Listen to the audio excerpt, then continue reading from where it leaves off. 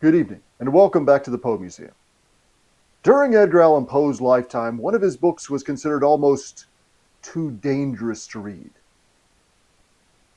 Could reading this book condemn your soul to the fiery depths of hell? We'll find out on tonight's installment of the Curator's Crypt.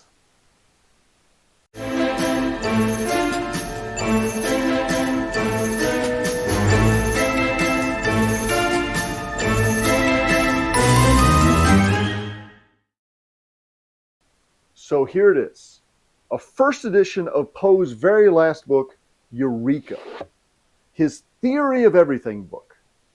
Published just about a year before he died, this is Poe's book-length cosmological essay explaining all the mysteries of the universe, where it came from, where it's going, why is the sky dark at night. Poe thought this would be the book for which he'd be remembered for centuries. In fact, shortly before he died, he wrote a letter to his aunt and said, "I must die. I have no desire to live since I've written Eureka. I could accomplish nothing more." Now, Poe's Theory of Everything started out as a lecture he gave called The Universe. Written in the aftermath of his wife's death, he was struggling to make sense of the world around him. Now, the gist of it is that Poe believed that all space, time, matter, energy was one. It was all united and all of one being. Poe lived in a time when some people thought the universe had just been created by God. Others thought that it sort of condensed from a big cloud. But Poe's idea was that the universe was expanding. The stars weren't just sitting there in the same places they'd always been. They are actually moving outward from a central point. So by his reasoning, everything must have all come from one place. All the matter and energy in the universe all came from one primordial particle that was in fact so dense that it didn't even really exist. He said that if the particles were so close together that there was no more force of attraction or repulsion between the particles, there wouldn't be any energy. Without energy, there wouldn't be matter. Without matter, there wouldn't be space. Without space, there wouldn't be time. So before there was anything, there was nothing. So how did this make sense? Where did the universe come from? From another universe.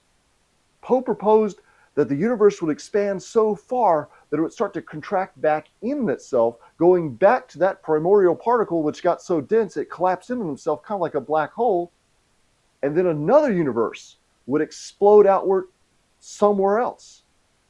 So each universe would give birth to more and more universes. Now, when Poe gave these lectures, half the people there probably just thought he was out of his mind. Others thought they couldn't make heads or tails of what he was talking about. And of course, some of the critics loved it, others savaged it. In fact, it was considered so dangerous that one critic, who was a minister, said he wasn't sure what was Poe thinking. Maybe he was an atheist, a deist, a pantheist. Whatever it was, this book would send his soul and the souls of anyone reading it straight to hell. In fact, this guy contacted Poe's nurse, Marie Louise Shue, to whom Poe dedicated the poems To MLS and To Marie Louise, and told her to save her soul. She'd have to cut off all contact with him immediately. So she did. She just said, "You're bad for my soul. I can't talk to you anymore." And then the minister went to Poe's house and tried to talk him out of his heathenism. And finally gave up when Poe told him, after much argument, that it was impossible for him to believe there was any being in the universe superior to himself. Therefore, he must be God. And according to this book, since all of us must, like Poe, think that there's nothing else in the universe superior to ourselves, we all must be God too. And if all the matter and energy in the universe is all condensed down into one particle, we're all each other. everybody within everybody, and everybody is God. So you can see why this is kind of dangerous talk during Poe's lifetime. But undeterred by the criticism, Poe decided he was going to publish his lecture as a book. This one, Eureka. And he thought this was such an important work that he wanted 50,000 copies printed. To give you an idea, his most recent book, The Raven and Other Poems, published 3 years earlier, they only printed 1,500 copies. His publishers agreed to print the book, but they only printed 500 copies of Eureka, of which this one I've been showing you is one of those original 500. They gave him an advance of $14. And apparently the book didn't even sell well enough to justify that much of an advance.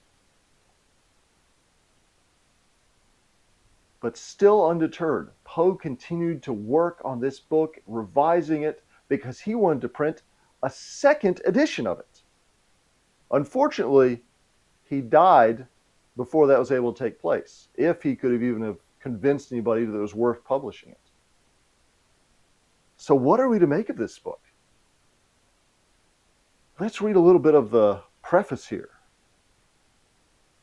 Poe dedicates this book to the few who love me and whom I love, to those who feel rather than to those who think, to the dreamers and those who put faith in dreams as in the only realities. I offer this book of truths, not in the character of truth teller, but for the beauty that abounds in its truth, constituting it true. To these I present the composition as an art product alone, let us say as a romance, or if I be not urging too lofty a claim, as a poem. So Poe wanted his book-length essay to be regarded as a prose poem. In fact, the title is Eureka, a Prose Poem. But it's a mixed bag of stuff. He starts out, I mean to speak of the physical, metaphysical, and mathematical, the material and spiritual universe, of its essence, its origins, its creation, its present condition, and its destiny. So Poe was going to write about everything in this book, bringing it all together. And he starts out after this with a comedic letter supposedly written from the year 2848, so 1,000 years in the future from when Poe wrote this. And in the future, this writer says that, oh, those people in the 19th century, they didn't know what was going on because they thought there were only two paths to understanding science, inductive and deductive reasoning. But we people in the future are enlightened, so we understand that there are other paths, intuition and imagination. And when Albert Einstein read Poe's book here, somebody actually asked Albert Einstein to read this book and tell them what they thought. This was Einstein's favorite part of it. So you can see why maybe some cosmologists in the future might like it. In fact, some of Poe's ideas caught on later, especially this early version of what's now called the Big Bang Theory. So after his comedic introduction, Poe gives us a lot of facts and figures, explaining what he's talking about, and then at the end he gets really mystical. He even says that we travel from one universe to the next. Since we're all God, we're all part of everything, we're all connected to anything, that as children, we actually have memories, hazy, distant memories of our lives, our existences in other dimensions. But the adults tell us, oh, that's just dreams, that's your just imagination, so just ignore that. And eventually we're taught out of understanding our real place in the universe. This is an idea that kind of caught along with the French surrealist painters and writers in the 20th century. In fact, writers and artists kind of like this book, even though it doesn't make a lot of sense to the general public. It really never did catch on with the public. So even though Poe considered it his magnum opus, barely anybody ever reads it anymore. So what do you think? Have you read Eureka? What do you think of it? Let us know down in the comments. And if you hadn't read Eureka, why don't you test your fate? Give it a read and see if you condemn your soul to the fiery depths of hell. And if you'd like to help the Poe Museum preserve its precious first edition of Eureka and our first edition of Charles Baudelaire's French translation of the same book, why not support the Poe Museum by becoming a patron at patreon.com/Poe Museum. And until next time, thanks for joining us, and I leave you with more gratuitous footage of the Poe Museum cats.